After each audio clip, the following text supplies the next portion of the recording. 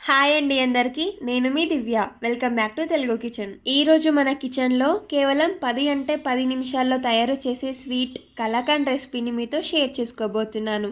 నార్మల్గా అయితే కలాకండ్ స్వీట్ తయారు చేయడానికి చాలా ఎక్కువగానే టైం పడుతుందని చెప్పేసి భయపడిపోతుంటారు కదా. కానీ ఈ ప్రాసెస్లో ప్రిపేర్ చేసామంటే జస్ట్ 10 నిమిషాల్లోనే కలాకండ్ స్వీట్ తయారైపోతుంది. అంతేకాకుండా టేస్ట్ కూడా అచ్చం స్వీట్ షాప్లో దొరికే కలాకండ్ లాగా చాలా రుచిగా రవ్వగా చాలా బాగుంటుంది. అప్పటికప్పుడు ప్రిపేర్ చేసుకోవచ్చు. ఒక్కసారి ఇలా ప్రిపేర్ చేశారంటే మళ్ళీ షాప్ నుండి తీసుకోవడం మానేస్తారు, అంత రుచిగా ఉంటుందన్నమాట. సో ఫ్రెండ్స్, ఇక లేట్ చేయకుండా కలాకండ్ తయారీ ప్రాసెస్ ఏంటో చూసేద్దాం పదండి.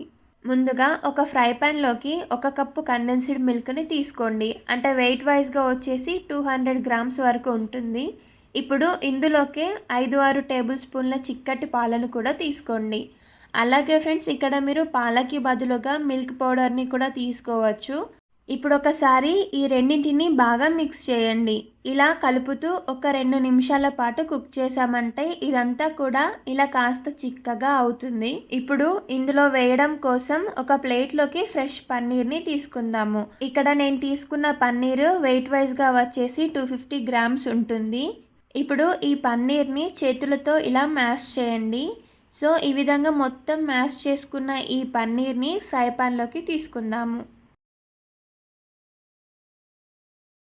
ఇప్పుడు ఇదంతా కూడా ఒక గరిటెతో బాగా కలుపుకుంటూ కుక్ చేయండి.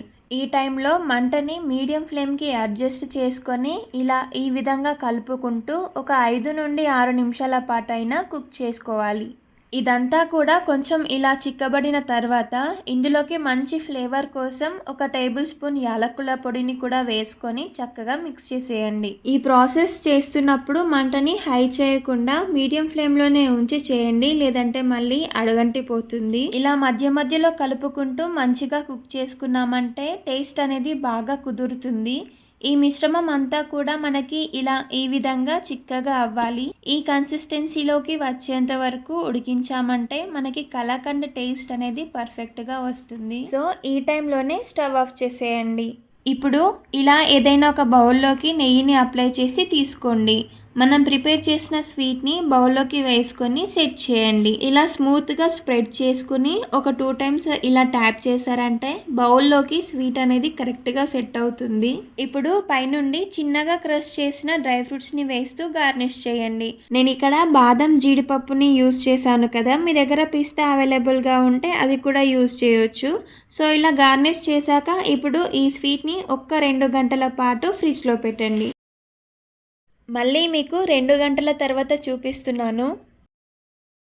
2 గంటల తర్వాత ఇలా ఒక ప్లేట్లోకి మెల్లగా టర్న్ చేసి ట్రాన్స్ఫర్ చేసుకుని తీసుకున్నామంటే మంచి రుచితో రవ్వగా స్వీట్ షాప్లో దొరికేలాంటి కలాకండ్ స్వీట్ ఇప్పుడు ఇంట్లోనే తయారైపోయింది. ఇలా చిన్న చిన్న పీసెస్ కింద కట్ చేసుకుని తింటూ ఉంటే టేస్ట్ సూపర్గా ఉంటుంది. సో ఇలా చాలా సింపుల్గా అప్పటికప్పుడు ఇంట్లోనే మనం కలాకండ్ని తయారు చేసుకోవచ్చు. మీరు కూడా ఒకసారి ఇలా ట్రై చేసి చూడండి. అలాగే మీకు ఎలా కుదిరాయో నాతో కామెంట్లో చెప్పండి. మరిన్ని రెసిపీస్ కోసం మన ఛానల్ని ఫాలో అవ్వండి. Thank you for watching.